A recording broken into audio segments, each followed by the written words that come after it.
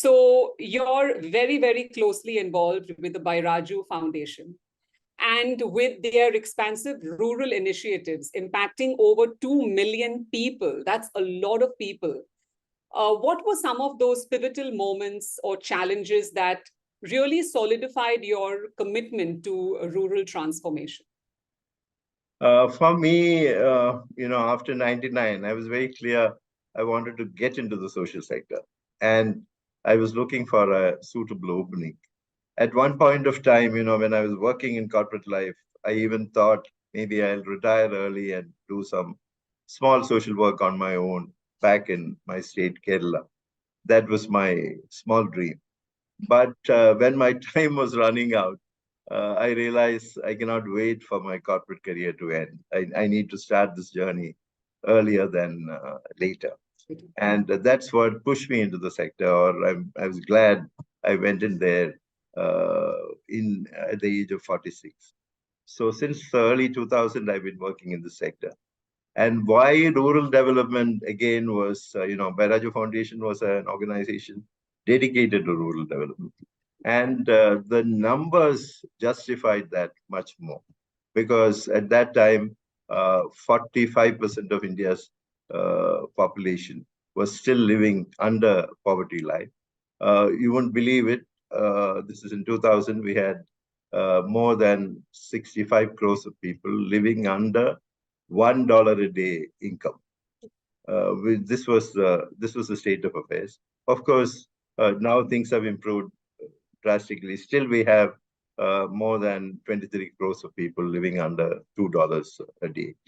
But the stark fact was, none of the prosperity that we were showing in our urban areas had filtered down to the rural areas. And people were just migrating to the cities, hoping that they will earn something more. But their quality of life was still abysmal. Yeah. And there was stark poverty, including starvation. There were many homes in Andhra villages itself. I saw were only having one meal a day. So whenever we adopted villages, we adopted 200 villages. One of the criteria was at least out of 5,000 population village, about 3,000 people should be literally under poverty line so that we can make a big impact and improve their economic plight as well as the social, other parameters of social development. So there was a huge opportunity, and India also housed. Even today, we have the dubious statistics of housing the maximum number of poor across the world, because out of 8 billion people, 1 billion are still living under $2 a day. So for them, out of that, almost 20% of the people are in India, in one country. So we are still a sort of poverty capital of the world, which we can certainly improve if, everyone has awareness of this and is willing to pool in their resources to make sure that every family comes out of this poverty trap. It is not, then the other unfortunate part is it's not because there's shortage of money. There was a little shortage of money probably by 2010 or whatever.